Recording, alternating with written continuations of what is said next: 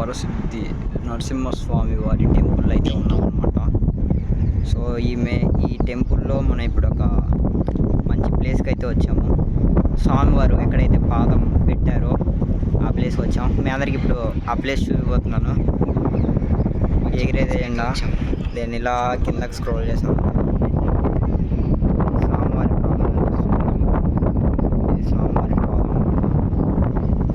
అందరూ దర్శించుకోవాలని చెప్పి నేను ఇక్కడికి వచ్చిన తర్వాత మీకు ఓ వీడియో పెట్టడం అయితే జరుగుతుంది.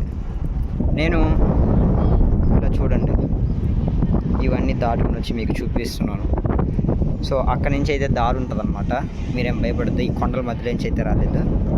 ఆ నుంచి ఎక్కడైతే ఉందో దారి, అలా దారి ఉంటుంది, అలా పైకి వస్తుంది.